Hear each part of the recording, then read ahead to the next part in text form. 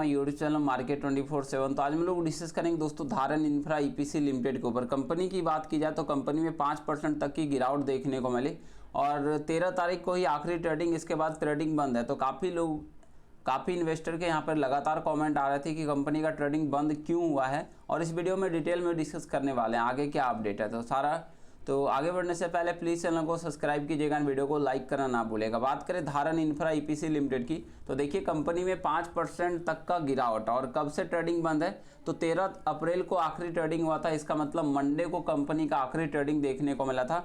और जब company IRP के स्टेज 1 में आती है तो क्या होता है, कंपनी का ट्रेडिंग बंद कर दिया जाता है और ओनली सिर्फ मंडे को ही ट्रेडिंग देखने को मिलता है।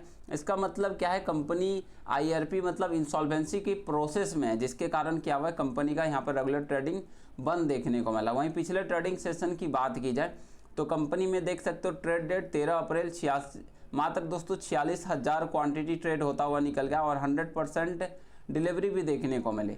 ऐसा क्यों होता है आइए जान लेते हैं। आप देखोगे तो धारण इंफ्रा का पूर्व नाम केबीसी ग्लोबल या कड्डा कंस्ट्रक्शन से भी नाम से जानता है, और कंपनी को अभी आईआरपी इंटीम रेजुलेशन प्रोफेशनल में डाल दिया गया। इसका मतलब क्या होता है, देखिए आईआरपी की नियुक्ति क्यों हुई तो दिसंबर 2025 में टाटा कैपिटल ने 28 करोड़ का बकाया कर्ज के कारण एनसीएलटी ने इस कंपनी के खिलाफ सीआईआरपी शुरू करने का आदेश दिया था। लेकिन इसके बाद आईआरपी को कंपनी मैनेजमेंट संभालने के लिए नियुक्त किया गया। इसके बाद क्या होता है तो कंपनी ने आईआरपी प्रक्रिया में जाने के तुरंत बाद टाटा कैपिटल के साथ समझौता कर लिया और सेटलमेंट कर लिया, जिसके कारण क्या होता है कि कंपनी और उन्होंने पूरा पैसा 28 करोड़ चुका दिया। तो टाटा के साथ सेटलमेंट होने के बाद अब ये कंपनी नीलाम नहीं होगी, इंसॉल्वेंसी में नहीं जाएगी।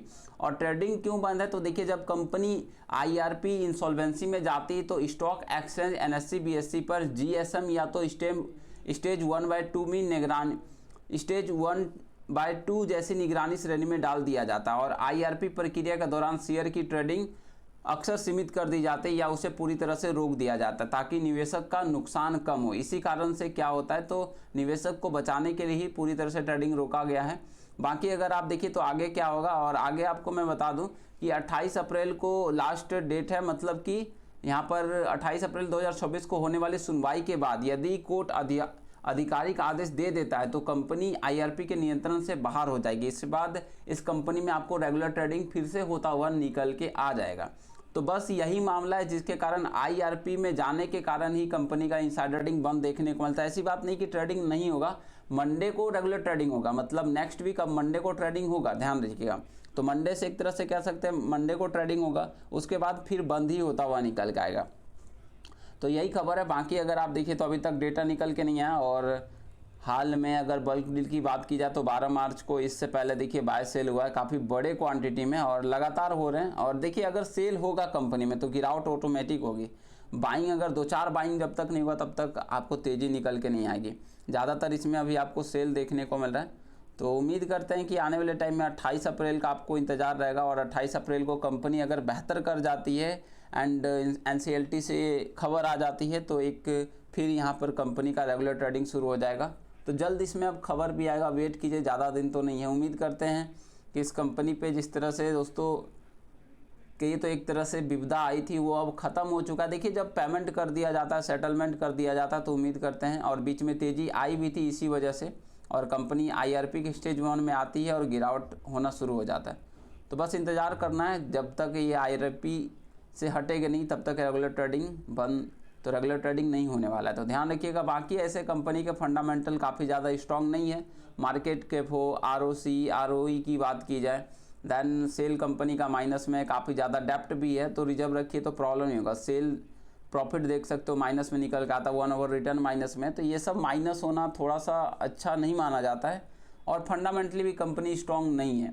बट देखिए पैनी स्टॉक है इसलिए फंडामेंटल उतना काम नहीं करता है, बिकॉज आप जानते हो कि पैनी स्टॉक जितना होता है ऑपरेटिंग गेम होता है। अगर 5% की तेज़ी आ रही है तो सिर्फ ऑपरेटर है, या तो कुछ अच्छी खबर आ गई तो तेज़ी आती है, अदरवाइज काफ़ी ज़्यादा मुश्किल।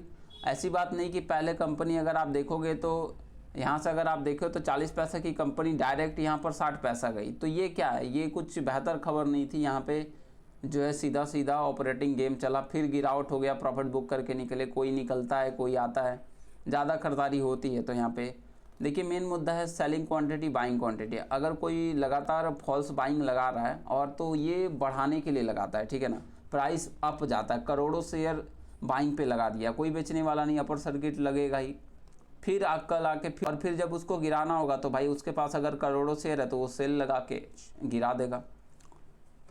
या तो काफ़ी ज़्यादा ऑपरेटिंग गेम होते हैं, इसके समझना काफ़ी ज़्यादा मुश्किल होता है, ठीक है।